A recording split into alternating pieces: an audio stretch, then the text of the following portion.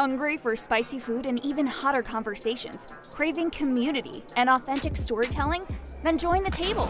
This is Minor Legends, a new comedy fiction podcast supported by Potluck. Pull up every week with me, Angela Wong-Carbone, and follow the stories of me and my friends as we serve up tasty tales of what it means to be Asian American at our weekly dinner hang. If you enjoy deep dishing on absurd stereotypes like tiger moms who tutor your dating game rather than grades, the insanity of your parents' immigration story, to the legend of that one good Asian cousin you can never live up to, then pull up a seat and grab a plate. Featuring dinner guests like Ronnie Chang, Brian Park, Usama Siddiqui, Celia Au, Harry Young, Supriya Ganesh, and more. It's a tasty rotation that'll leave you belly laughing and steeped in relatable and spicy conversations. Can you take the heat? Listen now for free wherever you get your podcasts.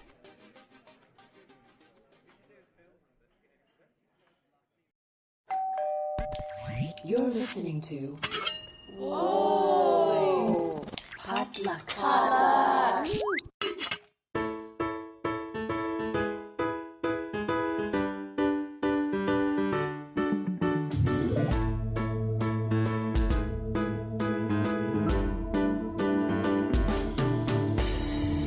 And hey, welcome to Books and Boba, a book club and podcast featuring books by Asian and Asian American authors. My name is Marvin Yue. And I'm Rira Yu. And we are here today with an author chat with Yume Kitasei to chat about her latest novel, Salt Crop.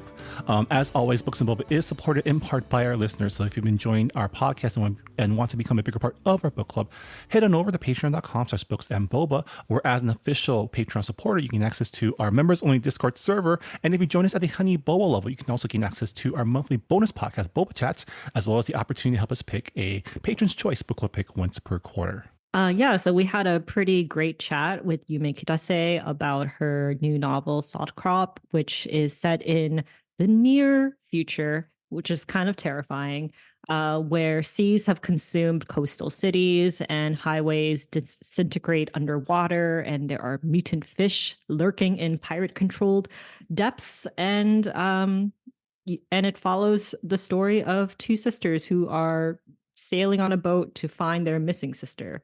And we talked to Yume about sisterhood, about climate change, about corporations having way too much power. All the things that we love to talk about on the show. So yeah.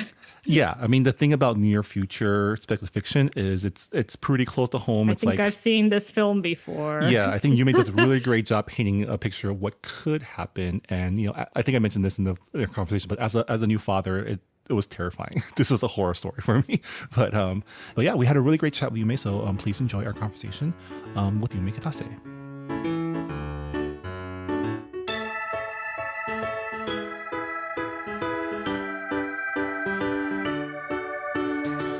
And we are here with Yume Kitasei, a Brooklyn-based Japanese and American writer of speculative fiction. She's the author of The Deep Sky, The Stardust Grail, and most recently released Salt Crop. Welcome to the show, Yume. Thank you. Nice to meet you. Yeah, it's nice to meet you too.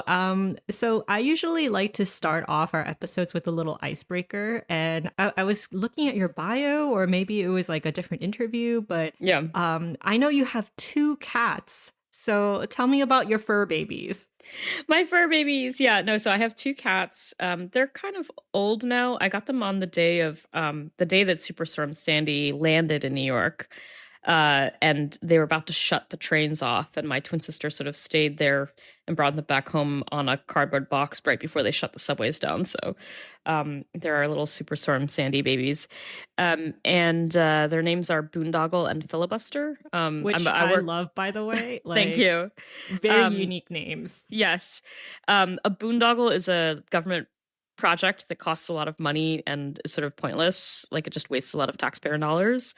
And Boondoggle is a very big eater. He has no appetite control. And Filibuster obviously is a big meower. So they're kind of old now, but they don't act old, and I love them. They're very cuddly. Did you name them after observing their behavior after a while, or was it like you named them and then?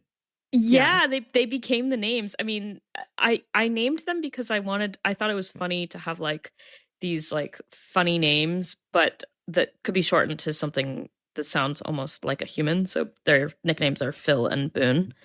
No, it just sort of happenstance that they ended up fitting their names really well. That's really, really funny. Yeah. I was curious about it when I looked up what your cats' names were, and I was like, wow, very unique. Filibuster often marches around the house meowing loudly. Like, it sounds sort of like a child saying, "Won't somebody play with me?" Yeah. Except it's 4 a.m. Of course. It's like having a baby. I love just like clever pet names. My cousin had a dachshund named Nacho, and he was a very good boy. That's so cute. That's cute. There's a pug I follow on Instagram, and his name is Wonton, and I'm like, that is the best pug name. Food names I have ever heard. Dogs, so cute. Yeah. Yeah. All right. Well, excited to have you on the show, Yume. You're a name that we always see a lot on our book announcements, so really glad to finally get you on the podcast. So we like to start off our author chats by learning more about our authors and their journey to becoming a published novelist. And I'm really interested to learn more about your personal story as someone who not only has published several books, but also had like a whole other career before becoming a novelist. So can you please share with our listeners your journey to becoming a writer? Yeah, absolutely. So I have always been a writer. I started writing quite young. My first novel, I wrote my first novel when I was 13, and it wasn't particularly good, but it was a novel, which is, no easy thing is to like get through something that long. And then I wrote another one in high school, which also wasn't very good. And a third one in college, still not very good. And then I wrote a fourth one after I graduated college, and that was the one that I queried. And that one wasn't, that one got me an agent, but actually ultimately didn't sell. So I wrote a fifth one, and that fifth one was The Deep Sky. So I think, my perspective, I always love to talk about this, especially the fact that my first book got me an agent but didn't sell, because at the time that it happened, I had been, doing what all new authors do or new writers do, and reading all of those success stories on the internet, and I felt like a really big failure. And now that I've published a couple books and I know a lot of authors, I realize now that actually is quite a common story, that like the first book that you write is very rarely the first book that you publish. And to be an author usually requires writing, multiple books. So I like to talk about that just because I think it's important for people to hear that it's not failure to not sell your first book. It's actually quite common. And in retrospect, I'm glad that the first book that sold is the first book that sold, because I think, each time I write a book, my writing is slightly better than the last. And, it's just, it's nice to know that, my quality is still improving, and that what is out there is quality that I'm okay with. Yeah, I'm curious, like, were you always into speculative fiction? Like, were all your previous novels and manuscripts like in that genre? What fascinates you about it? I love reading all kinds of books. I read pretty broadly in terms of my taste. It's kind of eclectic. I read a lot of Agatha Christie growing up. I read The Wizard of Oz. A lot of Star Wars books. So I've always read a lot of different things, but I love speculative fiction the most. And I think, either the science fiction aspects or the fantastical elements, I think are just so much fun and just interesting. I love a really weird novel. I have yet to write something that's as weird as I think weird can be. But I think speculative fiction is just endlessly interesting. Yeah, like I know that your day job previously was like working for government. I'm not exactly what you did, but I am curious as to how your day job helped you in writing speculative fiction, because I feel like their politics and speculative fiction are very intertwined. I do too. And, I've thought a lot about this, and I think I've said this before, but, politics and policy are inherently speculative, right? You're thinking about the future, and you're thinking about what the future should be. So to me, the part of your brain that goes into that is very similar to the part of the brain that goes into writing speculative fiction. It's just the slight difference is that in speculative fiction, you might sometimes be sort of envisioning a future that you don't actually want to come true, especially like in the case of my new novel, Salt Crop is a dystopian novel, so certainly is not a future that I wish into existence. But in either case, I think to get to the concept of the future, one of the questions that I'm constantly asking myself is, what decisions are we making now, and what, in contemporary society, and how would that sort of result in a future, a particular kind of future, and what would that look like if you play it out 30 years or 40 years, or like, based on the decisions that we're making now, how do we think that we're going to make decisions in the future? And often is not necessarily a optimistic sort of view, but always hopeful. And I think that's the other aspect of it is, for me, to work in government, you have to be inherently hopeful as a person, because obviously you get ground down. Yeah, I mean, if you're not slightly hopeful, what motivates you to keep doing it? If you don't think it's possible to make the world better.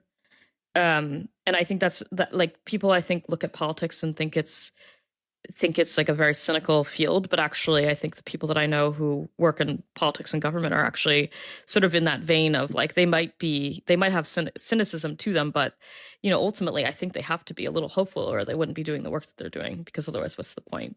So I think when I write speculative fiction, I think you can sort of tell that I have maybe a more hopeful flavor to my writing than I think some writers, even when I'm writing a dystopian. Yeah, I mean, I'm glad for that, because your latest novel, Salt Crop, takes place in a very bleak but very believable world. Like, as someone who's like a new parent, I was just existentially terrified the entire time reading it. Yeah. But yeah, for our listeners who aren't familiar with your latest novel, can you give us a brief synopsis of Salt Crop? So it's about a world in the future, in the near future, that is very not so different from the world today. But the main difference is that the food is a little bit more scarce. There's been a blight that's like wiped out a lot of major agricultural products. And also fossil fuels are very scarce, which comes with that comes, anything that's made with plastic, and global supply chains. So, it's a world that you recognize, but is, kind of more worn down.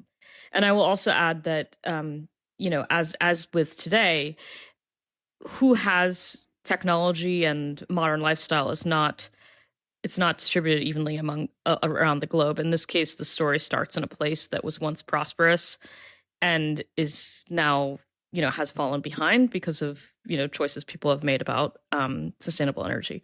So that's the context. The actual story is it's about two sisters who sail across the ocean in search of their missing sister, and they're trying to find her and save her from whatever she's gotten herself entangled in. Yeah, a lot of your book takes place on a boat because, like you said, they sail across a coast to like find their missing sister. Yeah. And I've asked this to authors who have also written stories on boats. I'm like, how much research did you do? Because like sailing is very technical. So I am curious as to like where your knowledge came from. Yeah. So the short answer is a ton. I did a ton of research. I grew up sailing small keelboats in Rhode Island. Our grandparents lived in Rhode Island. And so in the summers, we would come back to the U.S. We were living in Japan at the time. We'd come back to the U.S. and we'd stay with them for a couple months and go sailing. We were at a sailing camp. And so we learned a little, we learned a bunch there. But I've never actually sailed overnight to distant places. So I went down a lot of research rabbit holes. I read a lot of books. There's a lot of memoirs that you can read about people who've solo sailed around the world in keelboats, which are in small boats, which are like, awesome to read. And then I also, watched a ton of YouTube videos and looked at content online, because there's a lot of influencers now who like sort of capture their lifestyle. You know, they give you boat tours and stuff like that. So that was also part of it. And then I found actually a young woman who lives in Arctic Norway, who I thank in my acknowledgements, who lives alone on a wooden sailboat and sails around by herself in Arctic Norway, which was very relevant to the book because a lot of the sailing happens in sort of the Arctic waters. And so she was very kind and answered a lot of questions that I had about, you know, technical things. And then there was another author that I sort of, he sat down, Tobias Buckell, who's a science fiction author. He's also, like, he basically grew up sailing boats. And he talked to me through some of the action scenes and helped correct some of the, like, you know, there's a specific scene where they, you know, rescue somebody on a boat, and he helped me sort of block that out, which was really helpful. So hopefully it's the sailing stuff ended up being mostly accurate, but I'm sure I'll get some emails from people in the future saying, like, you know, it's not this, it's that. I mean, I really love that, you know, like, I'm also a big fan of speculative fiction, and I really especially love stories that, you know, takes place in a world, right? Like, in like the world building in your book is just so fleshed out. You know, this takes place in our future, but also like it's unrecognizable to us. And the fact that, like, you know, it's a road trip, like a big part of your novel is a road trip, but on the open sea. And I thought that was just really, really cool. I'm curious, you know, like, I'm always fascinated with just world building in like science fiction in general. How did you go about envisioning like your post-ecological collapse near future setting? Like, well, I mean, I always build out a timeline, a pretty intense timeline that is both the history of the characters, the generational history of the characters' families, and also the world events that sort of led to this world that we're in. I did that for the Stardust Grail. I did that for the Deep Sky. And I did that for Salt Crop. And I may never mention those events on page, but it's helpful for me to sort of just have a sense of like major events that sort of got us to where we are. And then I also did, you know, a lot of, you know, just detailed question. Like, sometimes I'll even like ask myself a set of questions and then I'll answer them. And just sort of when I do my first draft, I intentionally overwrite and put in a lot of detail as I'm sort of building it out, and just constantly asking yourself questions like, well, you know, would they be using this? Or like, what, you know, if they don't have plastic, what would the thing be that they use in this case? Or how would they fix this thing? And just, you're constantly asking yourself questions as you write.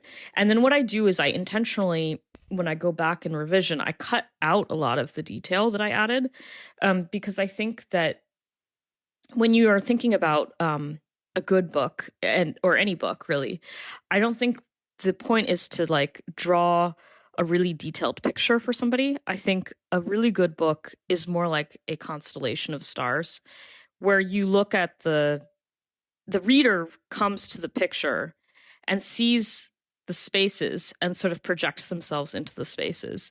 And that's what makes a book. A book is a conversation between a writer and a reader, which is why everyone's reading experience is so different. Each book that they read is different. And sometimes you can read a book as somebody who's young and read a book as somebody who's old. And, you know, your experience reading that book is totally different. But I think, so for that reason, you know, when I come back to the book and I'm revising it, I'll intentionally trim out a lot of the details to make it a sort of slimmer book, so that it leaves space for a little bit of projection. And and that may be personal taste, but I think that that's important. And I also think like it's not necessary for you to know that like what the exact, you know, set of miles was that they sailed from X place to Y place and how many knots they were sailing at. But it's important probably for the integrity of the story that I know what it is, and that you more importantly believe that I know what it is, in order for it to be a sort of, for it to hold up and to reader credibility. So I do a lot of work that I intentionally then don't include in the page, but hopefully it comes through with some confidence. I will say that I was at first surprised that there was no map before I started reading the book, because I'm so used to seeing maps in like fantasies and like sci-fi stories, and I was like, well, this is a this is a like a big chunk of this book is like a road trip, like Marvin said, only in the sea, but we don't have a map. And it kind of made sense to me while like when I got to like the first quarter of the book, because our characters have very limited resources and how to like navigate. So it's like, okay, well, they don't have a map. So so it makes sense for the readers to not have it as well.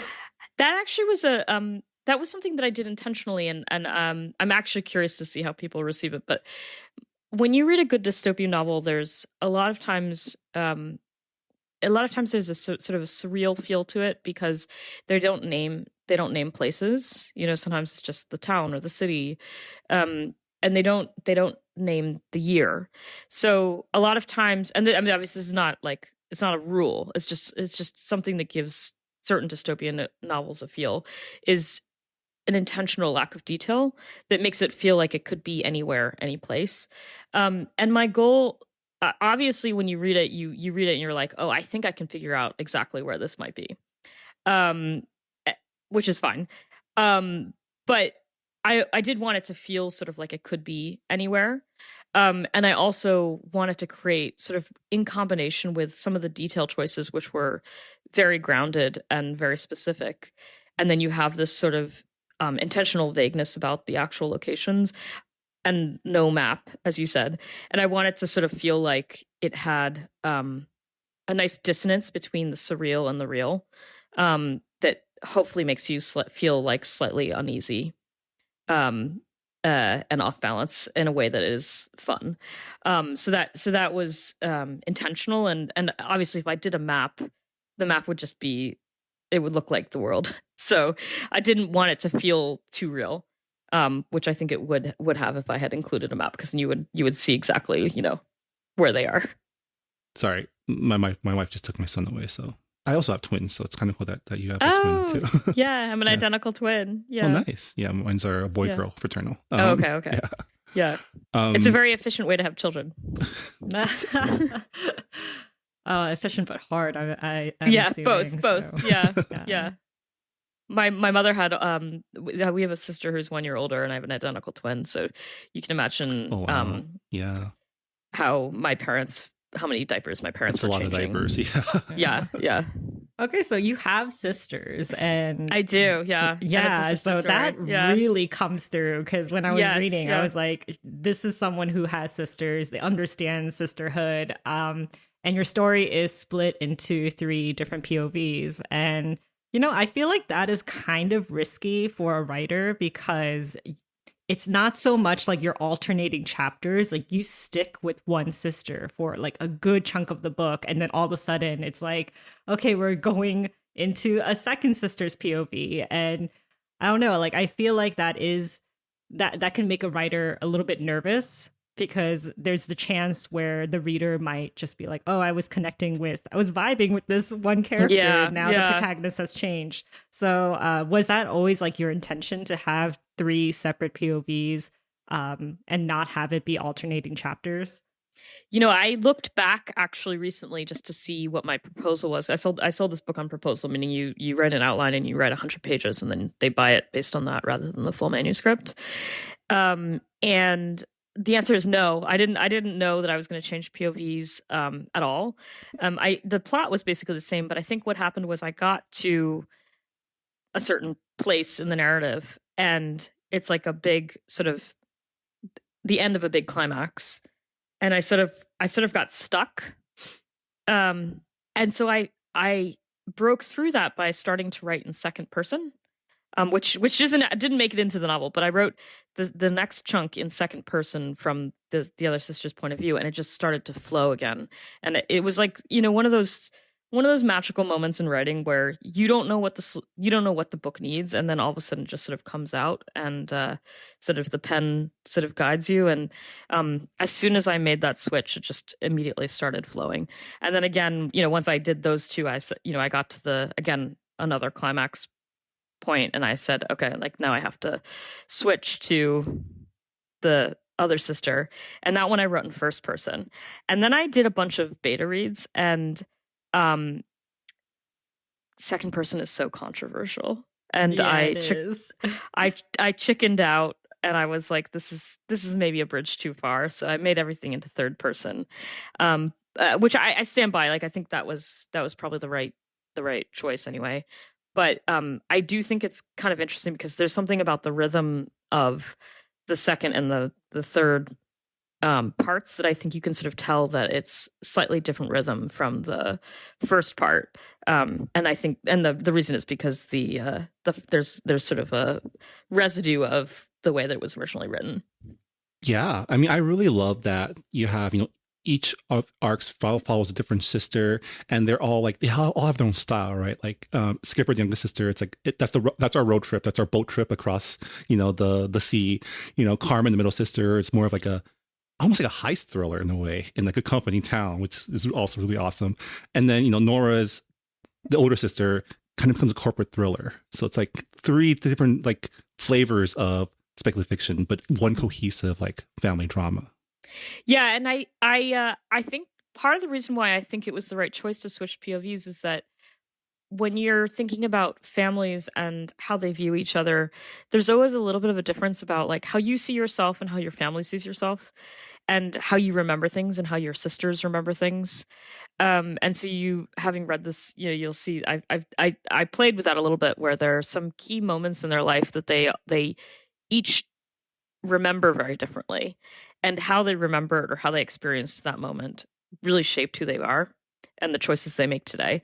And I think by letting you sort of so when you get to this the first POV change, it is a little bit of a moment of like, oh no, because for a lot of people I know who a lot of my friends who've read it, they get to Carmen and they're like, ugh, like F Carmen, I don't really like her. She's like so annoying, right? Because that's sort of like been the experience when you're sort of seeing it through Skipper's point of view. And then hopefully you see Skipper's point of view and you sort of change your mind about like the things that you've seen and the ways that she sort of acted towards her sister, and you start to understand her a little bit better. And the same thing again when you meet the third sister and you sort of understand the choices that she made and how she sort of views her sisters and how they view her and how that's different.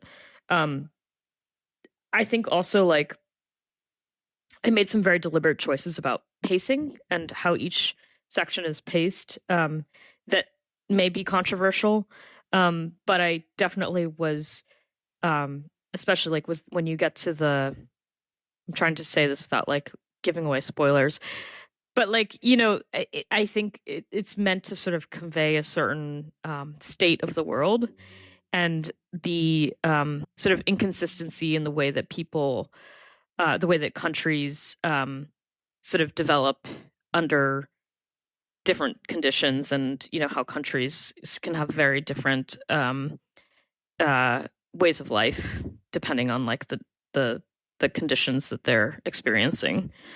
And obviously it's not there's not a fairness aspect to it. It's just like, some countries are struggling and some countries are not. So that there's a very deliberate choice about the pacing that is meant to be like, sort of representative of like quote unquote real dystopia, and like what a real dystopia for our climate dystopia for our world might be. Yeah, I'm interested to hear the reception to that, because I also know that might be a hard sell for some people. Yeah, I mean, as in a lot of speculative fiction, like corporate capitalism is kind of the main antagonizing force in our future, and quite honestly, our present, really. And specifically the fact that like the way that the system's set up now, profits are always valued more above people, and that becomes even more extreme once conditions collapse, right?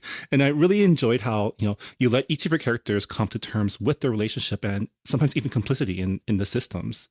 Can you talk about like kind of it's easy to write like science fiction and being like oh, capitalism bad, but like it takes a really good, I feel like you do a really good job like kind of not being like super didactic about like we feel that capitalism bad, but you're not overtly telling us like this is why things are bad. It's just like your characters live real lives under the systems and they kind of come to their consciousness of like, wait, things are kind of messed up here.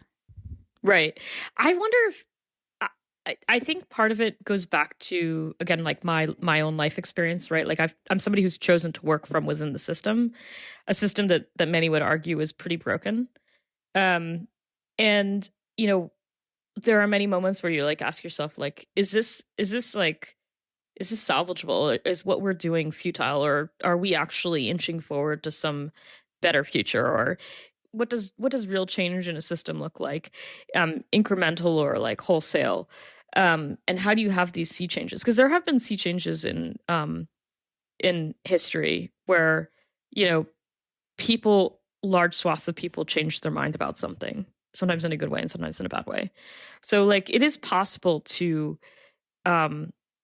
inspire change, or for change to happen organically. And, you know, it doesn't, sometimes it means like working within the system, and sometimes it means working without the system. So I think that's sort of the perspective that I bring to, you know, the worlds that I construct. And I think it's realistic, like as satisfying as it is in some dystopian novels to sort of have a character sort of say, I'm going to like bring down the whole system. I think realistically, most of us are not that kind of hero. And most of us are, when terrible things are happening, are going to just focus on our lives. And I don't think that makes you selfish. I think that makes you human. Like I think it's very human to not sort of assume the worst about what's happening, and just sort of like to sort of focus on what's in front of you and sort of keep walking forward and living your life day by day as terrible things are happening around you. And like, you know, yeah, maybe that is self-centered, but I think like that's natural. And then something happens that like completely shakes you up, and suddenly you're forced to actually take a step to do something.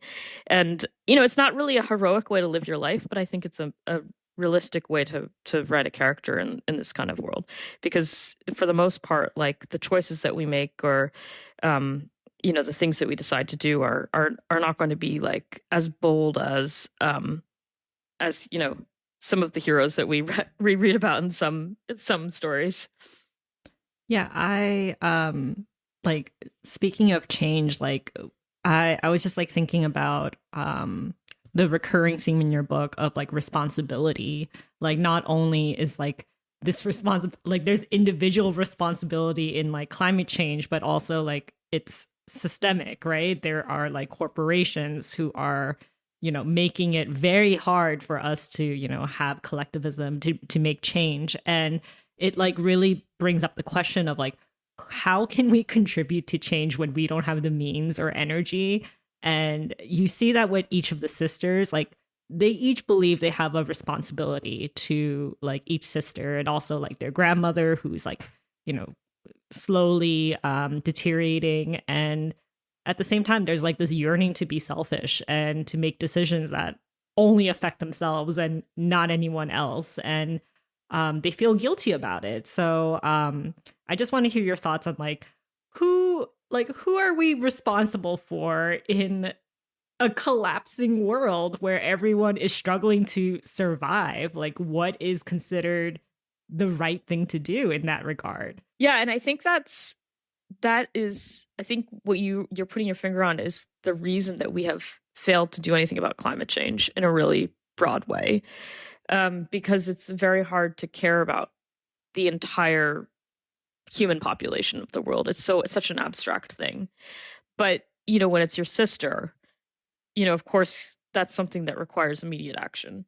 And, you know, when I find hope, I think it's like in the ways that we view each other at a sort of more individual level and a micro level, and the things that we're trying to do to like make life better for the people that are in our immediate surroundings.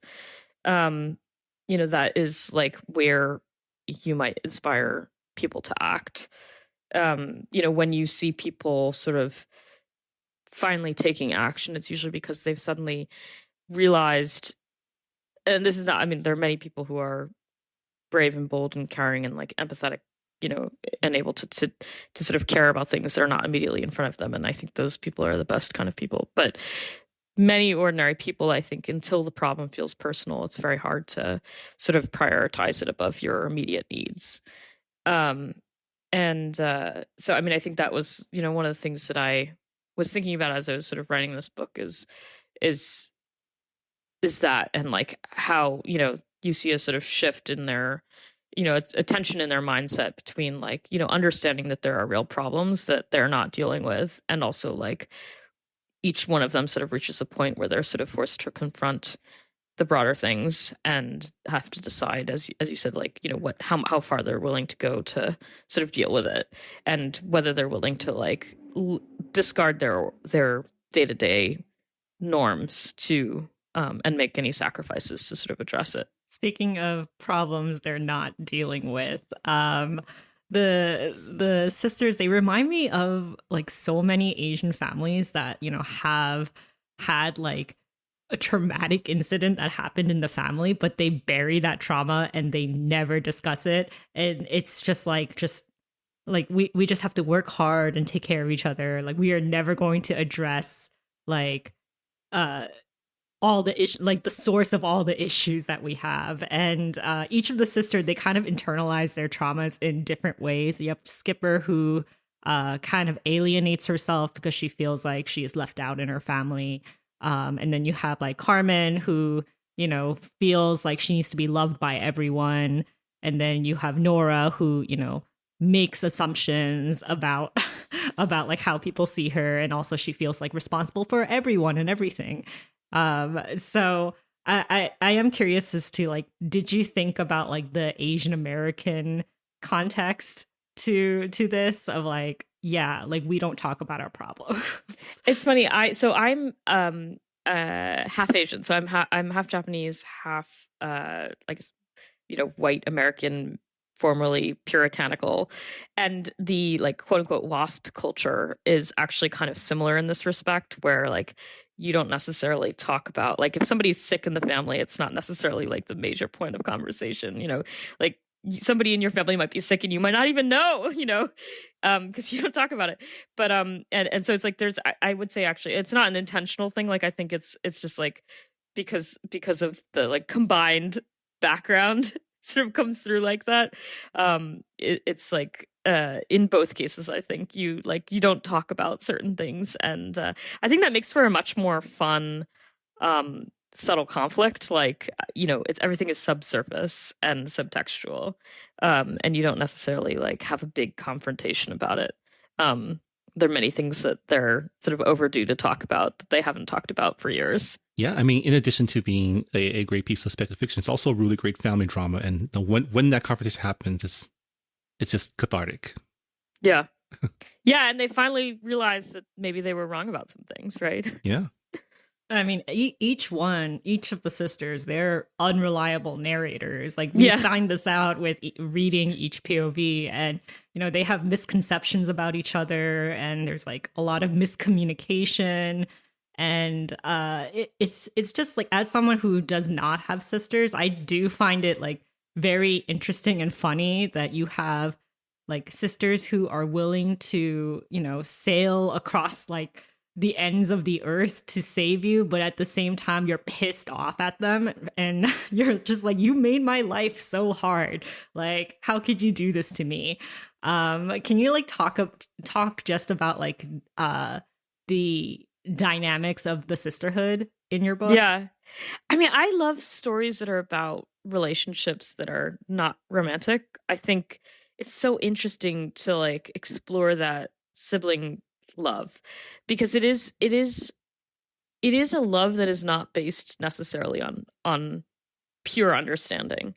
It's based a lot on the common mythos that you've sort of built together and the childhood that you've shared. But the people that you knew when you were children are very different from the people they are today, right? Like that, you feel that when you come back to a Thanksgiving dinner and you find yourself sort of being sort of stuffed back in the box of whatever your childhood self was.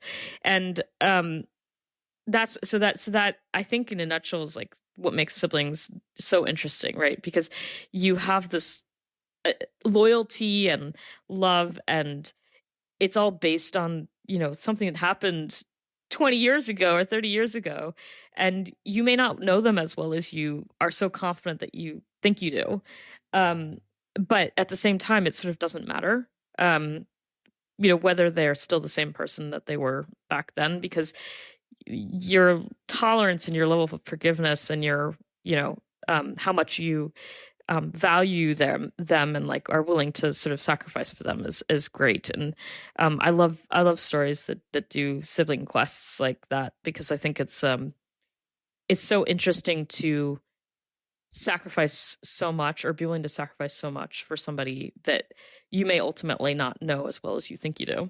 Yeah, it's like a group assignment that neither one has signed up for, but they have to work together, and at the same time they're just bickering the entire time. So it is like a fun dynamic to read, especially between Carmen and Skipper, because those two fight a lot. Sibling squabbles, yeah. Something that I really enjoyed, especially in the first part as well, is kind of the boat, Skipper's boat, Bumblebee, which is a boat that they built together as a family. And you had this like, in my mind, like subtle jab at just like, we don't repair things anymore, right? We're not allowed to like fix things. Like I was thinking about this when I was taking my car in for maintenance. It's like, it's all computers in there. Like I can't go and like replace a part on my own. I have to take it into where it's built. And just to remind them about like, yeah, when everything falls apart, community kind of closes again. You kind of learn to do things on your own again. And these are things that we always were able to do, but we've been convinced that like, no, we need the company to like give us the things. Yeah. And I think that's like, they're like in the height of the pandemic, that was sort of, I think, something that people started to get back in touch with, not to be overly nostalgic about that otherwise very horrible period. But like, there was a lot of sort of retrenchment in learning how to sew and learning how to make bread. And, because part of it is motivated by like, you don't necessarily want to go to the store to get stuff, or you can't necessarily go to the store to because some things are closed, or like, you don't want to be exposed just to get this thing fixed. And, or maybe you have more time because you're stuck at home and you can't do a lot of things. So, I think there was sort of an aspect of that where people are sort of relearning some skills. I do think like part of it is also the way things are manufactured now, right? Your phone is designed to not last very long because they want you to get another phone. Or like, my parents have a washer dryer that has been broken for 5 or 6 years, and part of the issue is that like there's a computer chip that needs to be replaced. And why does your washing machine need a computer chip? But it would be cheaper to buy a new machine than it would be to replace that chip. And I'm sure that's probably by design, right? Because they'd make more money if you buy a new machine. So even if they wanted to fix that washer dryer, I think they couldn't. They'd have to get a new one. So they've just been using a broken one and it works fine as long as you know how to reset it, and you punch it a couple times, so like it still works, and so they keep using it. But when I was sort of developing the world, that's sort of in my mind is like, what are the kind of products that you can fix, and what are the kind of products that like you probably can't fix and might have to do without. Yeah, like one of my favorite passages in your book, I'm not going to read it out loud because I want people to experience like the prose themselves, but it's when Skipper comes across like this floating island of just garbage, trash. Yeah. And it just like you just go into detail of like what all the trash is, and I'm like, right. Yeah. I'm just like, that's just us right now. Like it's so hard not to consume things because the corporations, like, they're pushing this on us, and there are things that obviously we can't fix ourselves because of the way things are manufactured.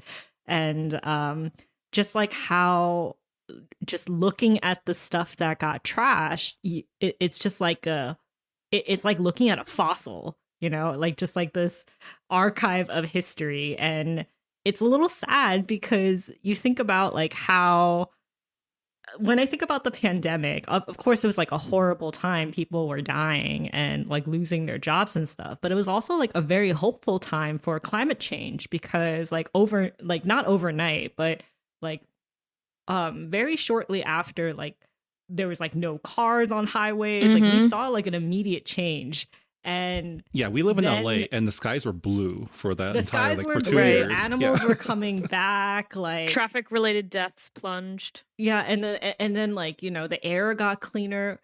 But then corporations are like, hey, we're not making money, so we need to like make people do work again. And I was just like, we could have had like we could have had like a moment, an era of like self-sufficiency and clean air, but all of that is gone now.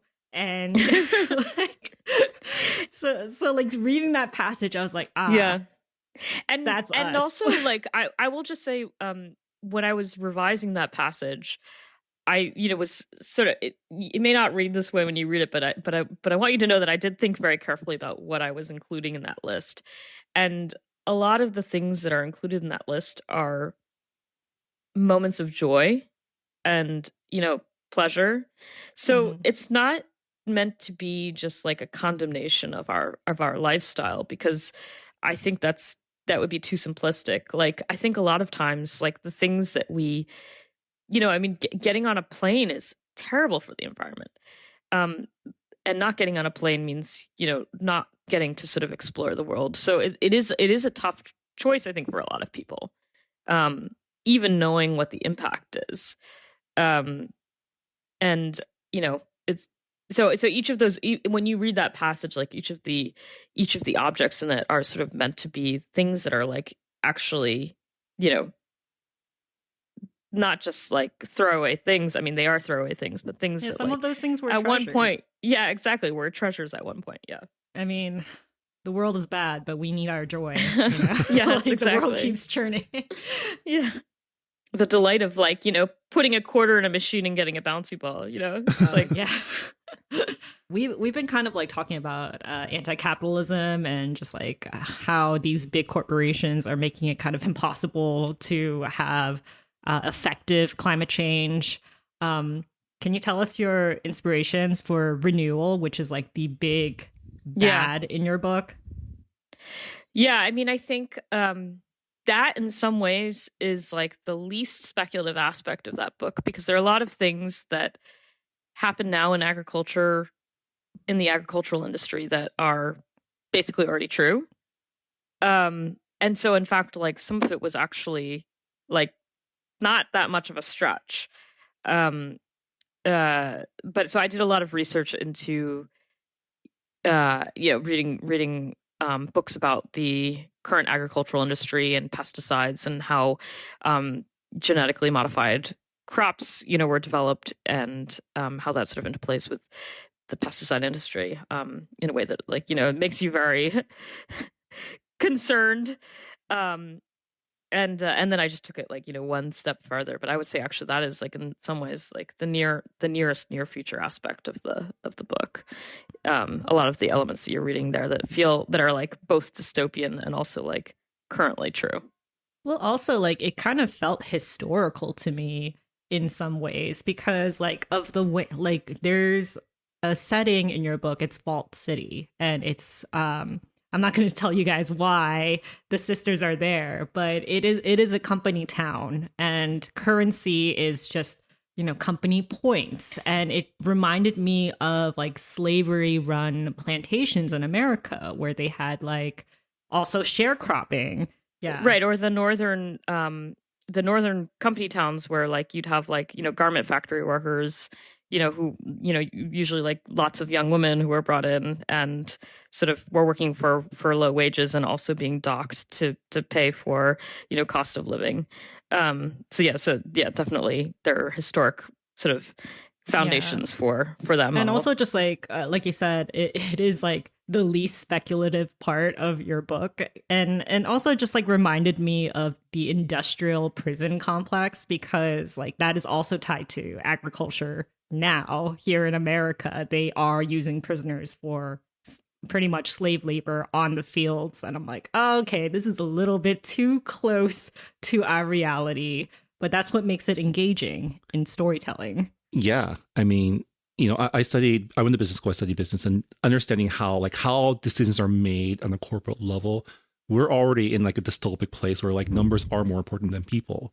And so like, you take that to a setting where like, it doesn't really seem there's much of a government. It seems like the corporations are the government. And so like, right, if there's no one to regulate them, we go back to the exploited days of like the robber barons, right? Right, and I think one of the things that I was playing with the world building is a world where the governments are much weaker, because people have because corporations have become much, have continued to become more powerful, and governments have become, a little bit more dismantled, and so the regulatory aspect, that we, I think, sort of take for granted and is somewhat invisible in our day-to-day life, is missing from this world. Yeah. I mean, it's one positive thing about our current reality right now. We're not there yet. Let's hope we don't ever get there. Right.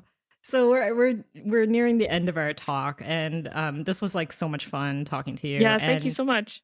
I want to know, like, are you working on anything else? Like, it seems like speculative fiction sci-fi is your jam. So do you ever plan to like stray out of that genre and try something new? Yeah, so my next book is a speculative thriller. And that's coming out in 2027. We just pushed the pub date back because I wanted more time to work on it. I was supposed to hand it in this week, and I was like, I think I could really use another 6 months. Even though I would love to get paid for it, it's already been sold, but I don't get paid until I turn it in. But that one is like it's more like The Deep Sky, my first book. It's a murder mystery, multi POV thriller about five astronauts who were sent to make first contact with aliens, and then came back, and it's 10 years later, and they're sort of dealing with this sort of aftermath of that, and then one of them gets murdered, and they have to figure out who did it and why. And then after that, though, I might write a horror book. I mean, I haven't sold it, but I have a office horror satire idea that I would love to write. So that I don't think I've talked about publicly, but anyway, so you heard it here first. That's probably my next idea. So to answer your question, I would love to try other genres. I write a lot of science fiction up to this point, but I read a lot of different things. So I would definitely love to venture into other genres. It's tough because when you're an author, you're sort of developing a brand, and sort of people come to expect certain things, and you want to make sure that your books are selling and continue to sell. So I know it's like kind of risky sometimes to play around, but also you're an artist and you want to try new things. So I think like just doing the same thing over and over again is not the point. So we'll see. I think it'll be fun. It's going to be like Severance meets the book Bunny. Oh, okay. Yeah, that sounds real dark. Yeah. Yeah. I mean, we mentioned that your Salt Crop is essentially 3 subgenres within the book. So, like, we believe in you. We'll read whatever. Oh, we'll take you. whatever comes from you. Well, we look forward to seeing you expand your horizons and your next piece of work. Thank you so much for chatting with us, Yume. Thanks so much for having me. Yeah, thank you. And that was Yume Kitasei. Her latest novel, Salt Crop, is available now at bookstores everywhere, including, as always, the Books and Boba bookshop. So if our conversation piqued your interest in the book, you can pick up a copy by heading over to booksandboba.com and checking out our online bookstore. As always, all purchases made on our bookshop support not only us here at Books and Boba, but also your local bookstores. All right. So before we call it an episode, Mira, can you please remind us what we are reading this month for book club? Yeah, so we are reading Bat Eater and Other Names for Cora Zhang, written by Kylie Lee Baker. This was chosen by our Patreon members, and it is a horror novel who follows Cora Zhang, a crime scene cleaner who is haunted by inner trauma, hungry ghosts, and a serial killer. Lots of dark things happening. So this is a perfect spooky read for us. Yeah. So if you are a member of our Patreon, we are discussing the book as we read on Discord. So please join in the conversation. As always, we'd love to include your feedback on our discussion episodes whenever possible. And definitely, it's a pretty gruesome book, so proceed with caution. With that'll do it for this episode of Books and Boba. Thank you once again to Yume Kitase for joining us, and we'll see you all next time. Bye, everybody. Bye.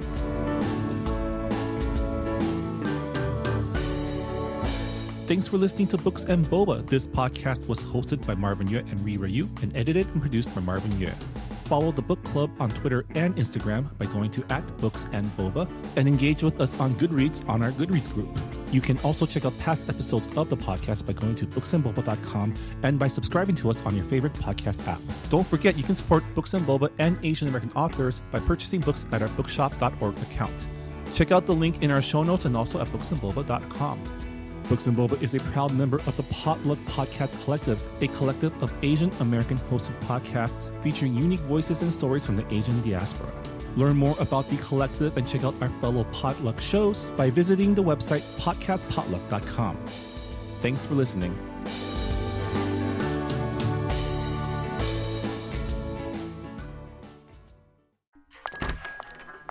Hungry for spicy food and even hotter conversations? Craving community and authentic storytelling? Then join the table. This is Minor Legends, a new comedy fiction podcast supported by Potluck. Pull up every week with me, Angela Wong Carbone, and follow the stories of me and my friends as we serve up tasty tales of what it means to be Asian American at our weekly dinner hang. If you enjoy deep dishing on absurd stereotypes like tiger moms who tutor your dating game rather than grades, the insanity of your parents' immigration story, to the legend of that one good Asian cousin you can never live up to, then pull up a seat and grab a plate. Featuring dinner guests like Ronnie Chang, Brian Park, Usama Siddiqui, Celia Au, Perry Young, Supriya Ganesh, and more. It's a tasty rotation that'll leave you belly laughing and steeped in relatable and spicy conversations. Can you take the heat? Listen now for free wherever you get your podcasts.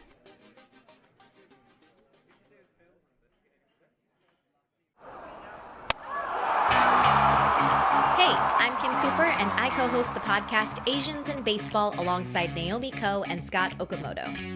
Asians in Baseball is exactly what it sounds like, a podcast about the Asian and Asian Native Hawaiian Pacific Islander Americans in Major League Baseball. Every week, we break down the highlights of what's going on with Asians in baseball and then take a deeper dive into the Asian and Asian Americans past and present who have shaped baseball as it is today. Whether you're Kim Eng's #1 fan or you've never even heard of Hideo Nomo, we've got something for everyone, especially for the Shohei Ohtani stans. Maybe too much for the Shohei Ohtani stans. Listen to Asians in Baseball wherever you get podcasts, part of the Potluck Podcast Collective.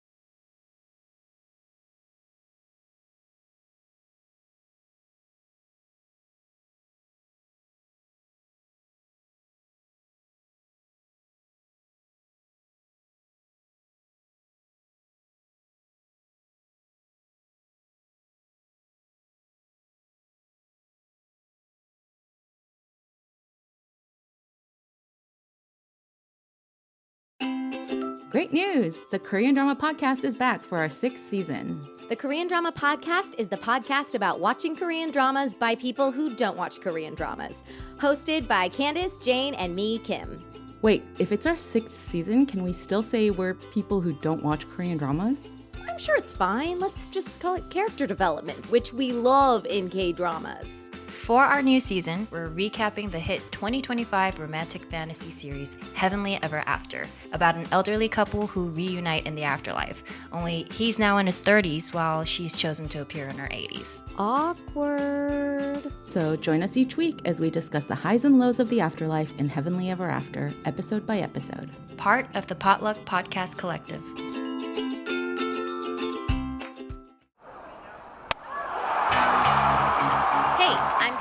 And I co-host the podcast Asians in Baseball alongside Naomi Ko and Scott Okamoto. Asians in Baseball is exactly what it sounds like, a podcast about the Asian and Asian Native Hawaiian Pacific Islander Americans in Major League Baseball. Every week, we break down the highlights of what's going on with Asians in baseball and then take a deeper dive into the Asian and Asian Americans past and present who have shaped baseball as it is today. Whether you're Kim Eng's #1 fan or you've never even heard of Hideo Nomo, we've got something for everyone, especially for the Shohei Ohtani stans. Maybe too much for the Shohei Ohtani stans. Listen to Asians in Baseball wherever you get podcasts, part of the Potluck Podcast Collective.